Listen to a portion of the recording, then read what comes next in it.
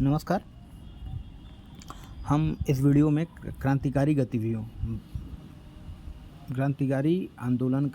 गतिविधियों के बारे में देखेंगे जो कि भारतीय स्वतंत्रता संग्राम ठीक मॉडर्न हिस्ट्री के अंतर्गत आता है, ठीक ना। और जो हमारे पेट के सिलेबस में लिखा हुआ है क्रांतिकारी आंदोलन या क्रांतिकारी गतिविधियाँ,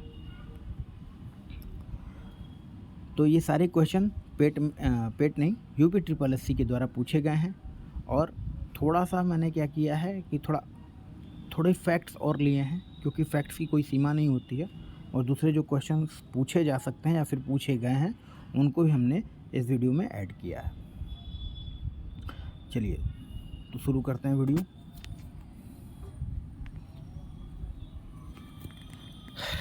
क्रांतिकारी आंदोलन जो है भारत में 2 चरणों में चलती है। जब उदारवादी या फिर कांग्रेस के नेता की गतिविधियां कमज़ोर पड़ती थी भारत में, तब क्रांतिकारी आंदोलन अपने पीक पर जाता था। जैसे बंगाल विभाजन के बाद स्वदेशी आंदोलन हुआ। स्वदेशी आंदोलन के बाद कांग्रेस का विभाजन हो जाता है, जो कि हमने इस UPSSC में जो मेरे पास बुक है उसमें कोई क्वेश्चन ऐसा नहीं पूछा गया है कि कांग्रेस के विभाजन से क्वेश्चन पूछा गया हो, तो इसलिए वो क्वेश्चन टॉपिक नहीं आया है। वो हिस्ट्री के जो मेन चलेगा उसमें मिल जाएगा। तो 1907 में कांग्रेस का विभाजन होता है और कांग्रेस के विभाजन के साथ ही क्रांतिकारी गतिविधियां और पीक पे हो जाती हैं। और लेकिन ऐसा नहीं है कि क्रांतिकारी गतिविधियां उसी समय होती हैं। क्रांतिकारी गतिविधियों का प्रमाण पहले से भी पाया गया है, ठीक ना। जैसे कि सबसे पहले क्रांतिकारी गतिविधियां जो हैं महाराष्ट्र में रामोसी कृषक दल 1879 में देखा गया था, ठीक ना। और इस तरह बंगाल में भी हुआ। तो सबसे पहले क्या होता है कि लोग साइलेंट मोड पे क्रांतिकारी गतिविधियों को कर रहे थे। तो इसी टाइप का एक क्वेश्चन पूछा गया है, वर्ष 1904 में किसने क्रांतिकारियों को गोपनीय समिति के रूप में अभिनव भारत का गठन किया। ठीक, अब क्वेश्चन ये है कि वर्ष 1904 में क्रांतिकारियों की गोपनीयता को बनाए रखने के लिए या फिर गोपनीय तरीके से क्रांतिकारी गतिविधि करने के लिए 1904 में अभिनव भारत का गठन किसने किया।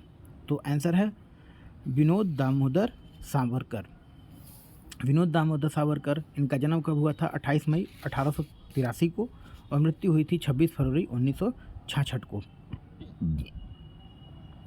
BD सावरकर और गणेश सावरकर इनके भाई हैं, भाई थे या हैं जो भी। 1899 ईस्वी में नासिक में मित्र मेला नाम का एक संगठन बनाया था जो कि यही काम करता था, साइलेंट मोड पे क्रांतिकारी गतिविधियों को प्रमोट करना। तो फिर इसे मित्र मेला को 1904 में अभिनव भारत बना दिया गया। अब देखिए, ये तो महाराष्ट्र साइड में था, पश्चिम की ओर। अब पूरब में क्या है, बंगाल में भी चीज़ थी, तो कंफ्यूजन होता है, ठीक ना। तो अनुशीलन समिति 1902 में, ठीक, अनुशीलन समिति 1902 में मिदनापुर में ज्ञानेंद्र नाथ बसु द्वारा स्टार्ट किया गया था। अनुशीलन समिति, मित्र मेला और अभिनव भारत, ये किधर है? पश्चिम में। पूरब में क्या है? अनुशीलन समिति। मिदनापुर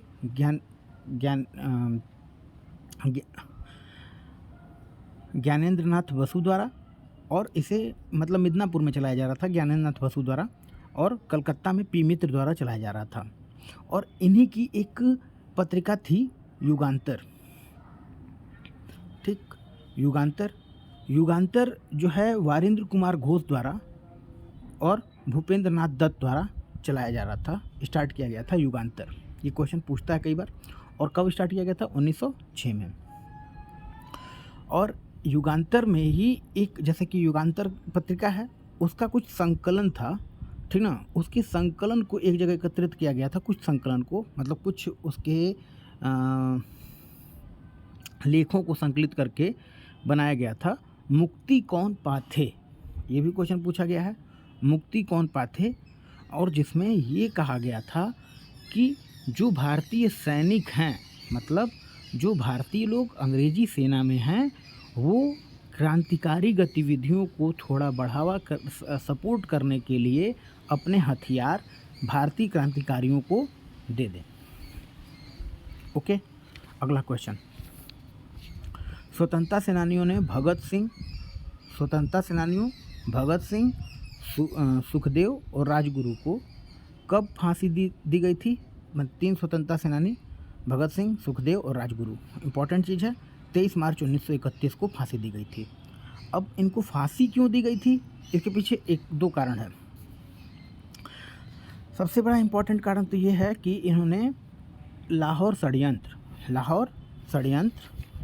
17 दिसंबर 1928 सैंडर्स की हत्या की थी। अब सैंडर्स मतलब क्यों हत्या किए थे? साइमन कमीशन 1928 में 30 अक्टूबर 1928 को लाहौर में आया था। लाला लाजपत राय इसका विरोध किए थे, कई भारतीयों ने विरोध किया था। सैंडर्स यहाँ पे लाठीचार्ज कराया था, ठीक, लाठीचार्ज कराया था और लाठी से सिर पे चोट लगने की वजह से लाला लाजपत राय की मृत्यु हो गई। यह एक बहुत दुखद घटना थी। फिर उसके बाद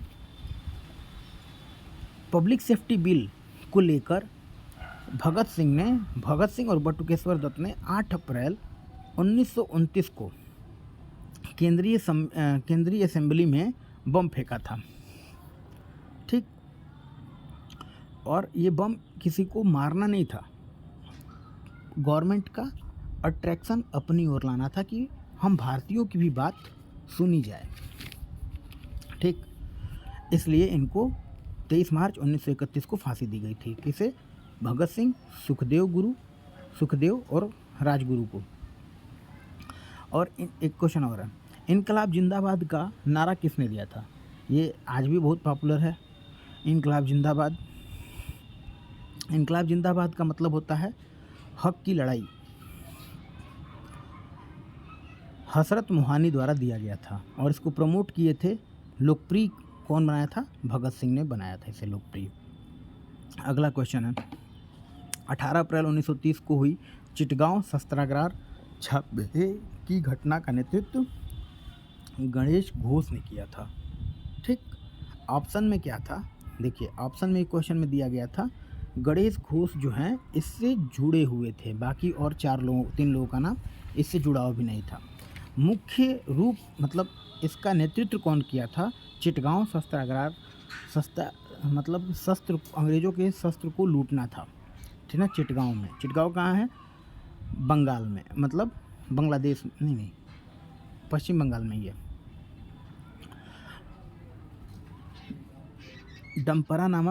डम्परा में स्थित पुलिस शस्त्रागार पर कब्जा कर लिया गया था और सूर्यसेन के नेतृत्व में ये चीज़ की गई थी। कुल 6 क्रांतिकारी थे, गणेश घोष, लोकीनाथ बल, अंबिका चक्रवर्ती, अनंत सिंह, ठीक।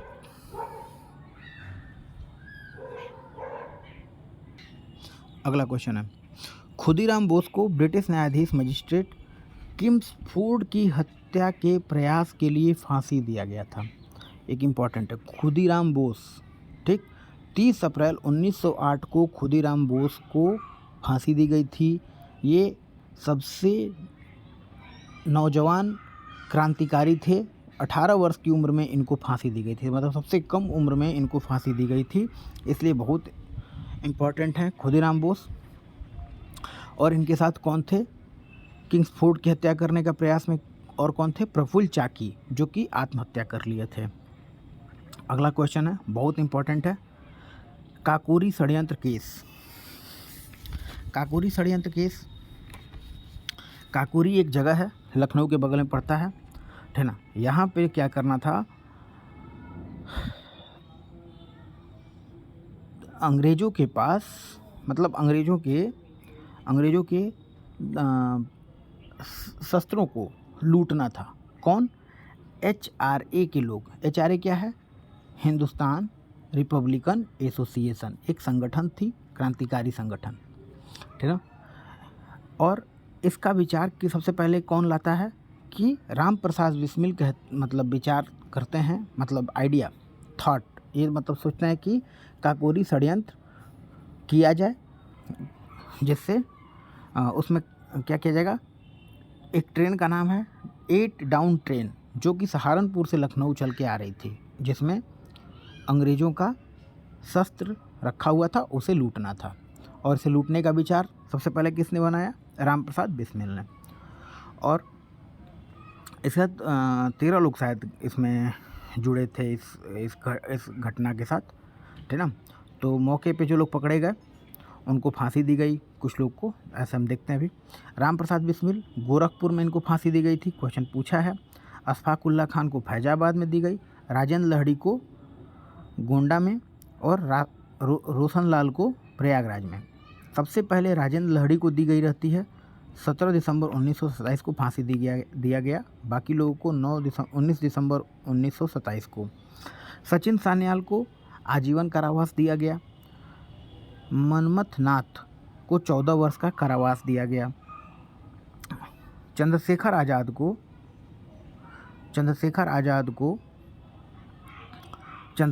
जो हैं काकोरी षड्यंत्र में भी पुलिस को चकमा दे के भाग जाते हैं, और लाहौर षड्यंत्र जो सैंडर्स को मारा गया था उसमें भी चकमा दे के भाग गए रहते हैं।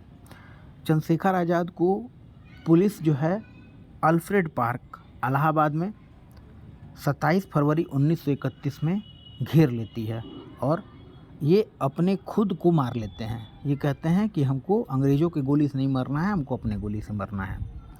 ठीक, अगला क्वेश्चन, मतलब एक क्वेश्चन अगर ऐसे आया कि किस क्रांतिकारी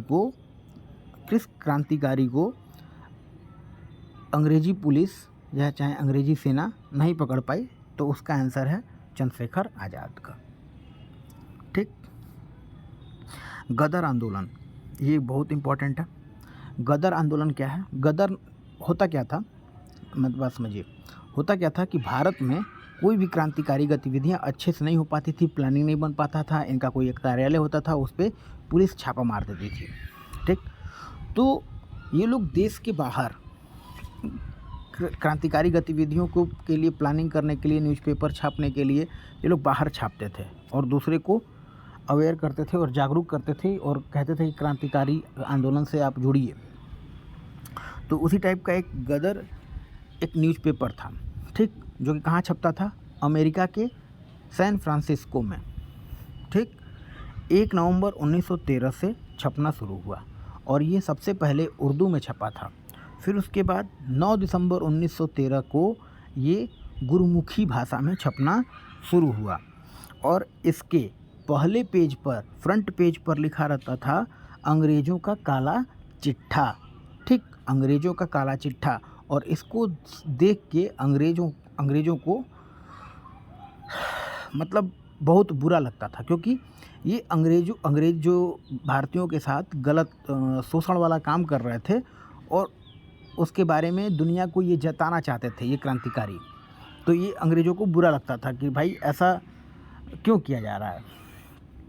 और इन लोगों का काम था कि लोगों को बता सकें कि भारतीयों के साथ कितना गलत किया जा रहा है।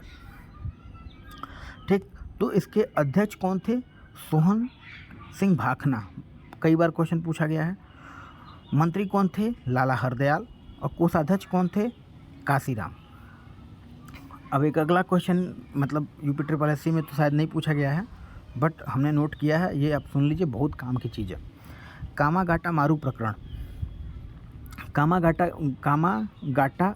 कामागाटा मारू एक जहाज़ रहती है। कहाँ की जहाज़ रहती है? जापानी जहाज़ होती है। इसको किराए पे किसने लिया रहता है? बाबा गुरुदत्त सिंह। अब होता क्या है, अब हमने बताया ही कि लोग बाहर रहते थे, बाहर रह के क्रांतिकारी गतिविधियों के लिए सोचते थे, करते थे, ऑफिस खोले थे। तो ये लोग भी उसी टाइप के कुछ थे। सिंगापुर में ये लोग थे। सिंगापुर से कहाँ जाते हैं? वैंकूवर कहाँ है? कनाडा के पास। ठीक, तो वहाँ पे कनाडियन सरकार जो है इनके जहाज़ को रोकने मतलब शिपयार्ड पर आने से मना कर देती है, क्योंकि वहाँ पे अंग्रेजी सेना का, अंग्रेजी सरकार का, जो भारत में अंग्रेजी सरकार रहती है उसका प्रभाव वहाँ पे रहता है। ठीक, अब क्या होता है कि वहाँ पे मना कर दिया जाता है इनका कि वहाँ पे क्रांतिकारी आतंकी गतिविधियों करने के लिए लोग जा रहे हैं, आप वहाँ पे इन लोग को ना उतरने दिया जाए।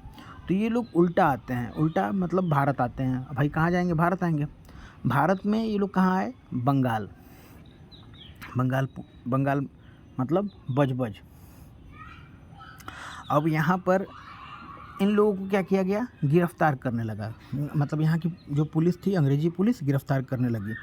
तो यहाँ के जो बाबा गुरुदत्त सिंह थे, ये गिरफ्तार नहीं होते हैं, भाग जाते हैं, ठीक ना। और बाकी जो इनके यात्री थे उनको जो है पंजाब भेज दिया जाता है। जनरली ये सारे पंजाब थे। इसमें कितने थे? 351 पंजाबी थे और 21 मुसलमान थे। इन लोगों को पंजाब भेजा जाता है। जब पंजाब भेजा जाता है तो जो पंजाब के लिए जो ट्रेन जा रही थी उसके पैसेंजर, अन्य जो पैसेंजर पहले से बैठे थे, वो इन लोगों का विरोध कर रहे थे कि ये लोग ना जाएं। ठीक, इसके लिए पुलिस जो है उनके ऊपर दबाव डाला और इस तरह 22 यात्री मारे गए, जो कि ये भी दुखद है। वीडियो बने रहने के लिए धन्यवाद।